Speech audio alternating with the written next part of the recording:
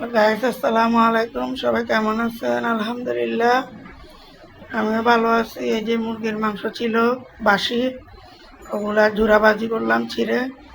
সিমের বিচি রান্না করবো আজকে। আলু পেঁয়াজ নিলাম, এখানে আলু, এখানে ফুলকপি, বেগুন, সিম, পেঁয়াজ পাতা, এটা দিয়ে সবজি রান্না করা হবে রুই মাছ দিয়ে।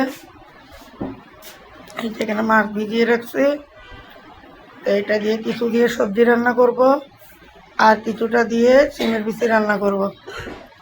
চুলায় ভাত বসিয়ে দিলাম, এই যে পানি, চাউল দিয়ে দিব।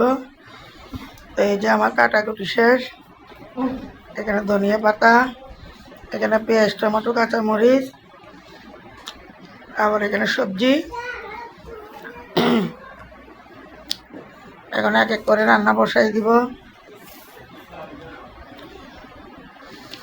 তরকারিটা খেতে অনেক মজা হয়েছে। এই যে আজকে বলি সিমের বিচি তাড়াতাড়ি ছিটার একটা টেকনিক।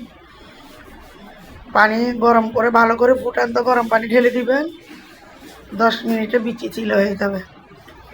তো এই যে আমরা সবাই মিলে বাঁচতেছি তাড়াহুড়া করে। আমি ছিলতেছি, আমার পাখি ছিলতেছে, আমার হাজব্যান্ডও আছে। তো এই সবাই মিলে করতেছি, তাই হয়ে গেছে তাড়াতাড়ি। মাছ ভাজতেছি চুলায়, মাছ ভাজিটা এই যে হয়ে আসছে। এই মাছটা অনেক তেছে, আমার চোখে এসে পড়ছে।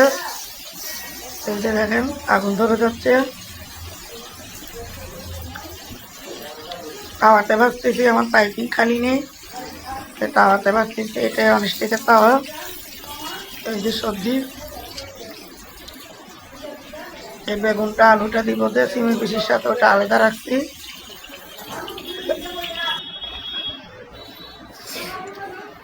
তরকারিগুলো খাইতে অসম্ভব মজা হয়েছিল। সিমের বিচিটা যে কমপ্লিট বসিয়ে দিব। অনেক মজা হয়েছে সিমের বিচিটা, রান্নাটা দারুণ মজা হয়েছে।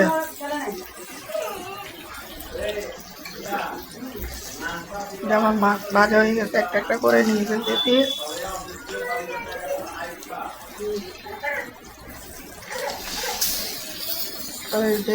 এই যে আগুন ধরে গেছে দেখেন।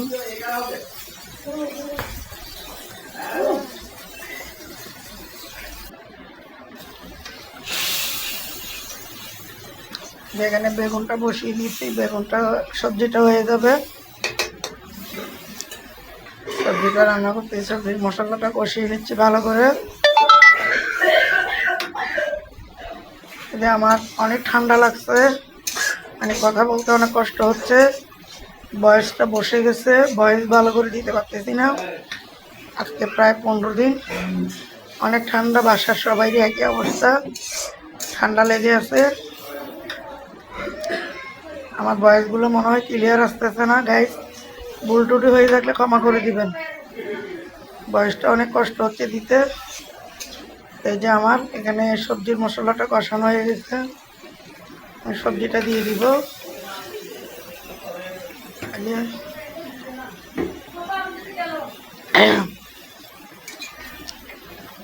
কেটে রাখলে, সব গুছিয়ে রাখলে রান্না করতে বেশিক্ষণ হয় না।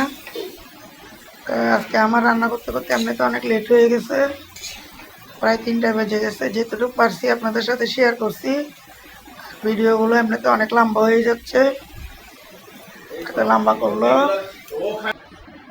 অনেক সমস্যা হয়ে যায় বয়স দিতে। এই যে এখানে এখন পানি দিয়ে দিব পরিমাণ মতো। সবজিটা কষানো হয়ে গেছে, তো এই যে একটু ভালো করে কষানো হয়নি, তো একটু ঝোলের পরিমাণটা বাড়িয়ে দিছি। মাছটাও দিয়ে দিব।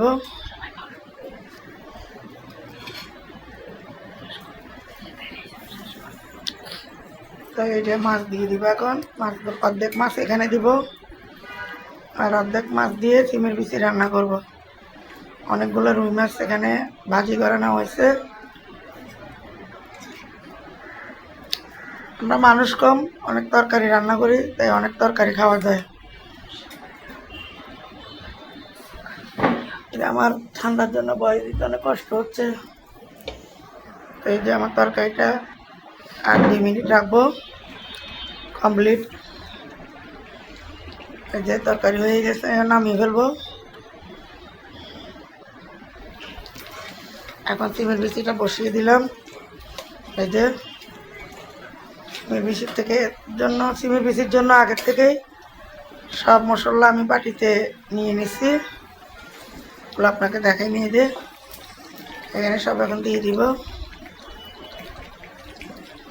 এই সিমের বিচির তরকারিটা অনেক অসাধারণ মজা হয়েছে, মানে অনেক ভালো লাগছে খেতে।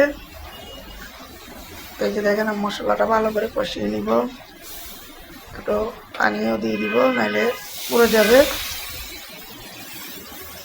একটু অল্প পানি দিয়ে দিলাম। এরকম একটু পানি দিয়ে দিলে মশলাটা পুরো হয় না, একটু যে স্মেলটা আসে ওটা আর হয় না, নাকে মুখে দিয়ে ছুটে। তো এই যে দেখেন মশলাটা আমার কষানো হয়ে গেছে। আবার আমি সিমের বিচিগুলো দিয়ে দিব। যে কষানো হয়ে গেছে, তেল বেরিয়ে আসছে মশলা থেকে, যেমন সিমের বিচিটা দিয়ে দিব।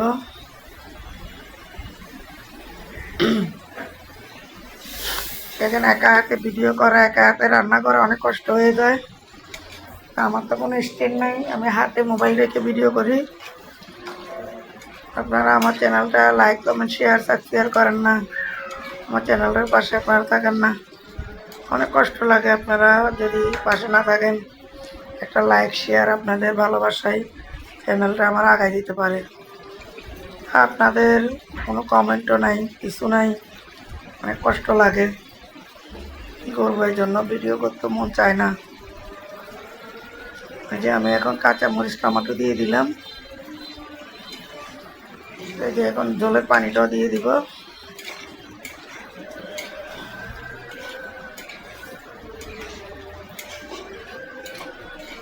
এখন এখানে ঝোল দিয়ে দিব, এখন একটু লাড়িচাড়ি।